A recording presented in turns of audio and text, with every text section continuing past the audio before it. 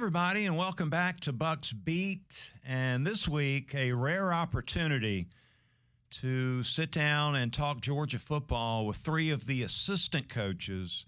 This is rare. Most of the time, these assistant coaches aren't available to the media, so really happy to sit down today on the podcast. We're going to be talking to Georgia special teams coach Kirk Benedict, also the assistant head coach and tight ends coach Todd Hartley, and also the safeties coach and co-defensive coordinator Travaris Robinson. Talking Georgia football. Right now, the Bulldogs in the middle of camp, getting ready for the season opener coming up later this month. And so it was a great opportunity to talk a little Georgia football and get some inside skinny on what's happening over in Athens. And we started off talking a little special teams, which is very important. It's an emphasis at Georgia. I've always appreciated that, and Kirby has kept that tradition going, hiring Kirk Benedict, who joins us now. Coach, a few years ago when I was at Georgia, Coach Dooley, at the beginning of every practice, it was special teams work. And I was always curious about how the other programs around the country handled that. It's got to be encouraging to be at a place where there's such an emphasis on special teams. As I understand it, Coach Kirby Smart is much like Coach Dooley. There's a tremendous emphasis on special teams play. Huge. And it's a lot of fun coaching special teams here because of that. You know, the emphasis on the culture of special teams from the top is huge, and it's great. Guys come out, they're competing for spots. They want to play special teams because they know how they can impact the team and how it can impact their future. But there's a huge emphasis here, and it's fun to be a part of it.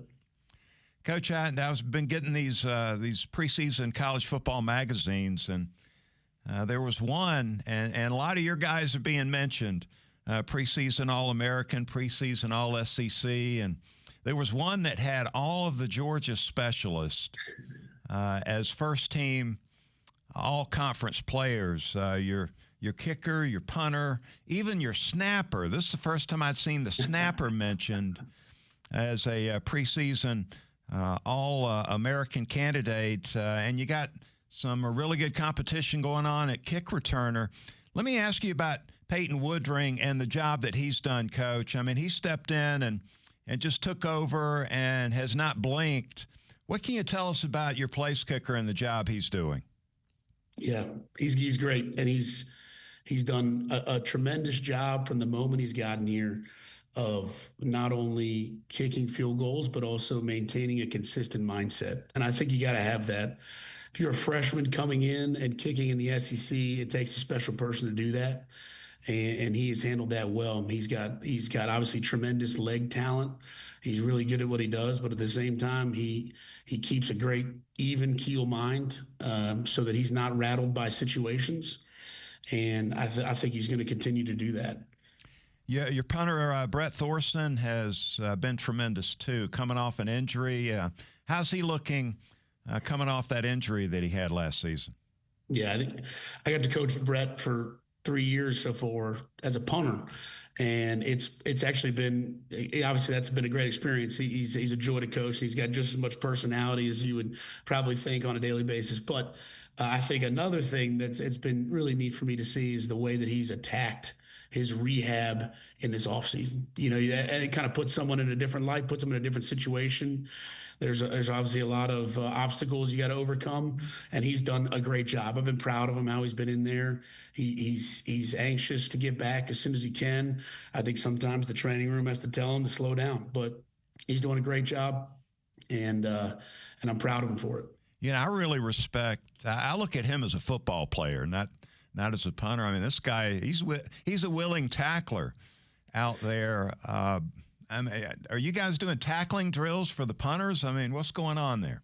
You know, I wish we could say that we put them through the old school Oklahoma drills or whatever it might be, but that's not the case. Maybe some of his background playing Australian football might have come into play there, but you know, he's got a little juice to him. And I tell you, we run across a lot of stats in the media, covering the teams. And, I tell you, I was blown away. What was it, 2 seasons ago, where your punt cover team and Brett Thorson did not allow 1 yard on a return. I mean, 0 yards in returns. That's the most unbelievable stat I think I've ever seen. Yeah, we're proud of that. We're really proud of that. And that's everything. Obviously, it's the protection first. So it's everyone on the punt unit, but a large part of that is Brett Thorson, the Arian Smith, Dom Lovett. I mean, those guys. They attacked every day, and it became something like a chip on their shoulder. Like they wanted to make sure that they were dominant in practice and in games, and it became something that is now kind of taken on our team. People now that Dom and Aaron are gone, people want to be those gunners. It's almost become like a place of honor because of the tradition that we've had around here of not only great players playing special teams, but those two setting the bar so high 2 seasons ago and really continuing on last year as well. Coach, your snapper's done a great job too, and typically nobody knows the snapper's name until there's a bad snap, and it costs you some points. But you've been tremendous there too. Can you brag on him a little bit? Yeah, he's great. I mean, he's consistent. He does everything the right way.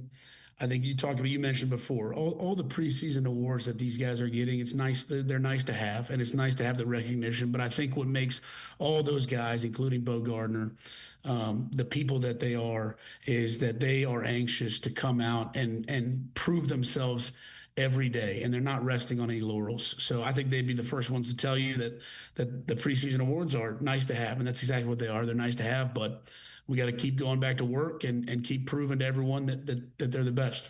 Yeah, you want to get the postseason awards, I think, is what all the players really want.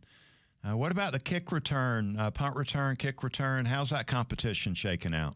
It's great. I mean, you got a lot of guys working back there. We've got a lot of guys with ability. With punt returner, we got Zach Branch in. He brings some in-game experience, which is nice to have. It's a lot of really no substitute for in-game experience. But we've also had some guys around here like Sokovie White, who has put in a lot of time and reps here. He's really good, and we've also started repping some freshmen. We have Landon Rolden back there. We have Talon Taylor back there. And we've also repped Cash Jones and London Humphreys back there as well. So we've got a lot of good bodies that can affect our return game. That I'm anxious to see how camp progresses. Well, Coach, keep up the good work. A lot of people appreciate the job you're doing, and thanks for your time today. Appreciate it, Buck. Thanks a lot. Joining me now is the assistant head coach and tight ends coach, Coach Todd Hartley. And Coach, what's been your first impression of the team so far? It's these guys. It's a youthful energy. I know Coach Smart has touched on the fact that we've had, a large number of underclassmen on the roster. And there is no substitute for experience, especially in our league. But these guys are so eager to learn. They're so eager to do things the right way. They're so eager to make their own name for themselves in this team and this program that there's, it's a lot of energy, a lot of juice. We've also talked about fire, passion, and energy. FPE has been a big focus this offseason. And, Coach Smart has done a great job of making that a focal point, and the guys have really bought into that. I mean, you see it. You see it in meetings from them having great focus, stamina, the ability to lock in for a long period of time. And you see it in walkthroughs, the attention to detail that are required in walkthroughs. And then when you go out and practice, obviously you need it in practice, but you see it there. And even in the heat, I know it's been raining for the last 3 days, but when we were out in the heat, sometimes it gets hard to be able to sustain and continue that, prolonged enthusiasm and energy of just being excited about being out there. And these guys have done a good job of that, man. So I'm proud of what they bring every day, because it's hard. Sometimes you get in the middle of training camp, it's like Groundhog Day all over again. And it can be very easy to kind of just fall into a lull. And these guys haven't done that. Had a chance to sit down and talk with Oscar Delp last week. Yeah. And he was adamant, this is the best tight end room in the country. Yeah. He was believing with him and Lucky. You got a couple of freshmen, I think, that are highly thought of. Yeah. What about this group you've put together? Yeah, I don't know about all the tags of being the best tight end room and all that. I know this. We have 6 guys, really 8 guys if you include the walk-ons, but the 6 scholarship guys in the room have all bring different qualities to the table that are very beneficial for success on offense. They each have their own physical traits that you can showcase that help us become more explosive, help us run the ball better. Um, and so whether or not we're the best in the country, I don't know that. I know this. I enjoy coaching them every day. They come over here with an attitude to work, a mindset to get better. You go into that meeting room every morning as a coach, and you're fired up to be there with them because you know that they're going to give you their best, and that's all you can ask for. Is just give me your best every day, and they do that. All 6 of them, man. And we've really touched on trying to become the most physically dominant tight end unit in the country. Not really focus on outcomes, not really worry about the stats and the receptions and the catches and the touchdowns. We hope all that is a part of it, but really, if we're going to be better on offense and to really help our offense this year as a tight end unit, we want to be better at the point of attack. And these guys have really bought into that. And sometimes the new age world of tight end and the Brock Bowers winning 2 Mackey Awards, sometimes all you think about is receptions. It's real easy to think about yourself, but this unit's a really selfless unit. And they really bought into this mentality of becoming more physically dominant. And I just can't be more proud of what they've done so far this training camp. Yeah, Delp seemed really proud of the job, the work that he's put in to become a better blocker. I mean, the guy could always catch. I got to see him play in high school and watch him play against our high school team, and really impressed with him as a receiver. They were putting him like taking a direct snap in the shotgun on 3rd and 5, and he's running a sweep out there. But he seemed really proud of getting working hard to become a better blocker.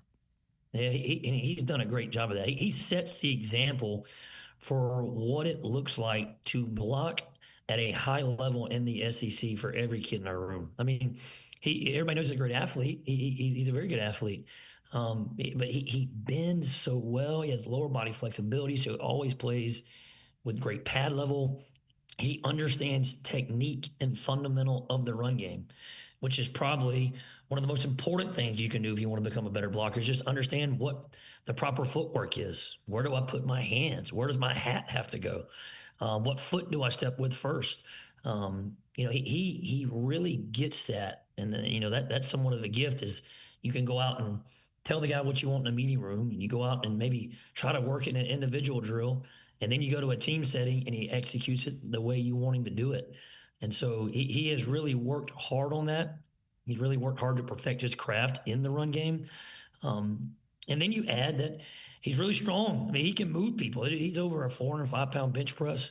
And so when you put all those factors together, and then you have the right mindset to do it, like you got to want to be a legitimate blocker in this league. And if you put all that together, then you're going to have success. And he has done a good job of improving that in his game. Is getting that run game going, to me, from the outside looking in, with what happened a year ago, the run game fell off a little bit when you look at, where you guys stood in the SEC as far as rushing the football. Isn't that one of the keys to this season, is getting that run game back on track? Yes, sir. We know it wasn't our standard last year, and it wasn't any one position or any one player. It was a collective unit as the offense. Georgia's always had the identity for a long time of being able to come up and run the ball when we want to run the ball, and we didn't quite meet the standard that we have set for ourselves last season. It's really been a big focal point this year, is to come out and, diagnose what maybe didn't go right. How can we fix it? Let's go back to the basics and really focus on improving, like I said earlier, techniques and fundamentals across the board. But there are a lot of factors that go into that. But, communication is a main thing. It is a big thing. It's just everybody getting on the same page.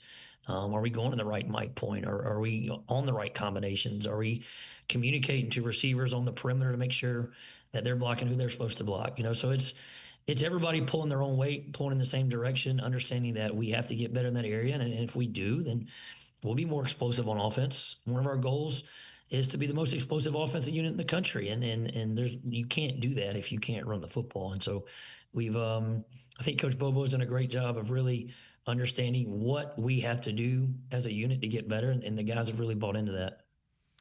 Coach, I know the dynamics of college football are changing quickly, and it seems to be a lot different than just a handful of years ago. But what's that recruiting trail like out there these days?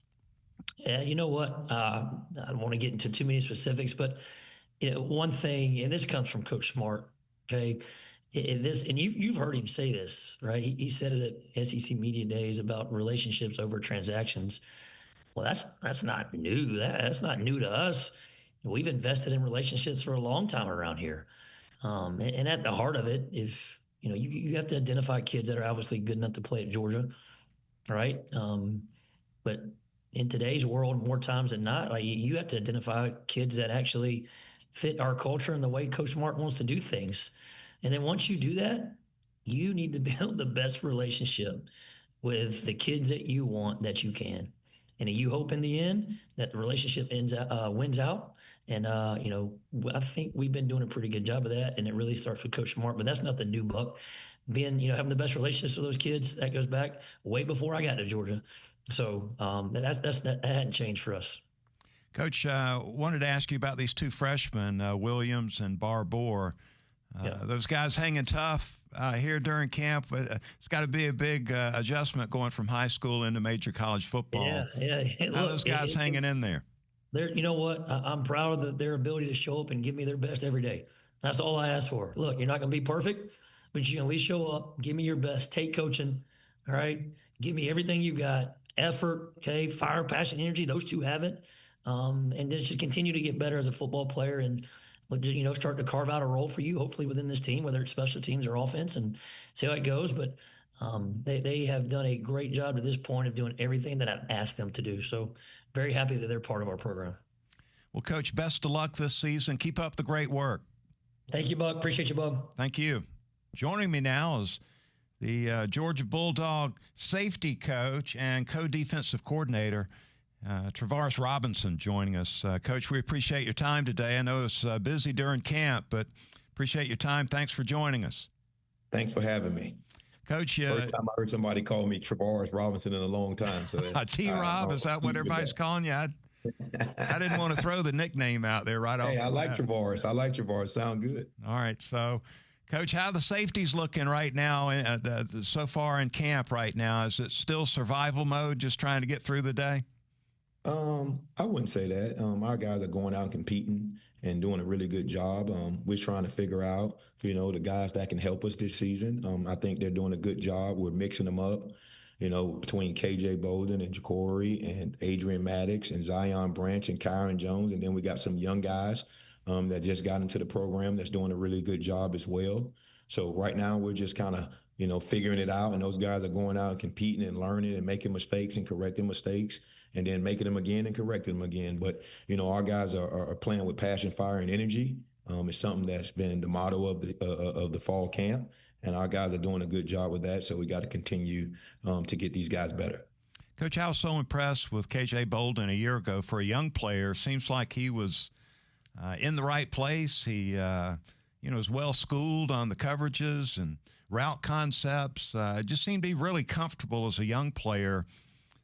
Expecting maybe to see him even be more comfortable this year. Talk about the job he did for you a year ago and where he is right now in his progression. Well, obviously, I would love to take all the credit for his success last year. But KJ is a very instinctive, smart player. He had really good leadership last year between Malachi and Dan, who really helped him along the way and showed him how a pro should act. And how she should study and all the things to become a good player. He took advantage of his opportunities when he had an opportunity to play. He did what he was supposed to do and made plays and gained confidence because of that. So very excited about KJ. I think he had a really good offseason. He gained some weight. I think he up to like 192, 3 or 4, somewhere around there. right now. And if he can hold that for fall camp, that's going to really help him. I think he understands now the importance of the weight room, of getting strong and being able to, attack this physical SEC schedule that we have and be able to attack these big backs that he's going to have to tackle and tight ends and different players like that. But he's a guy who's continued to get better, have a lot of proof of improvement, and will continue to do that if his attitude stay like it is right now, which I see no reason it wouldn't. You got a lot of good quality competition going on in the room? We really do. We really do. We got a lot of new faces. Had to go into the portal and get some older players, some guys that had played. We have some young guys and guys that's here already, whether it be Ja'Cory, whether it be Adrian Maddox, the new players, and Zion and Jaden and some of those guys. But we have we got a good blend. I think we got a good blended room of old, young players. The thing that we don't have is experience. And the only way you can get experience is to actually go out and do it. So our guys right now are taking the bull by the horn, and they're able to go out there and compete and work every single day to be the best players they can possibly be. But the experience factor is an issue. We got to continue to instill confidence in those guys, and the only way you get confidence is by playing good. And so those guys are trying their best to do that every day so we can stack days. I'm a Valdosta kid, Coach, and so what about this Fred Todd Robinson? How's he fitting in so far? Hey, we mess around with him. His name Todd Robinson. They call me T-Rob, so they give him the T-Rob Jr. tag. But Todd is doing well. He was battling some injuries in spring. He's getting healthy now. He's out there working hard, getting better. Everything's new to Todd. He played a lot of quarterback when he was in high school.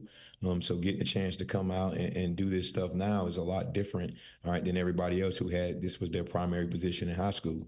But he's doing a good job. You can see from a quarterback standpoint, he's able to pick up things a little better than a lot of guys at his age. But he got to continue to work, continue to learn how we do things, and he'll be a good player at some point.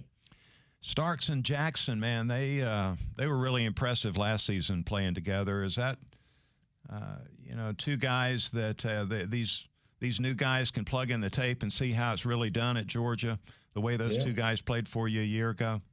Yeah, those guys had a lot of institutional knowledge, and that's something that's hard to replace. Honestly, it is.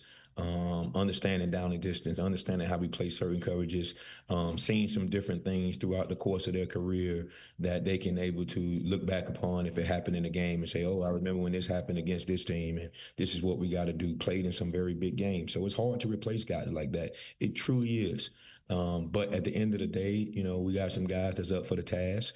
We got guys that need to come and continue to get better and better each day. So at some point we can be talking about those guys like that. So that's kind of where we look at it at. And obviously we look at a lot of film on those guys of the things that they did right. So our guys can see exactly what they were doing and how we want it to look. Coach, how's Athens treating you? Feel like home at this point in time? You've been to some awesome places as far as your coaching path has gone. How things going there at UGA for you? Yeah, very fortunate in my coaching career to be at some really good institutions. But Athens is a really good place. My family love it. My kids, along with my wife, they love it here. And it's a very good place. And a lot of good restaurants, good people. Coach Smart makes it that way for us. He does his best, in a tough profession that we have.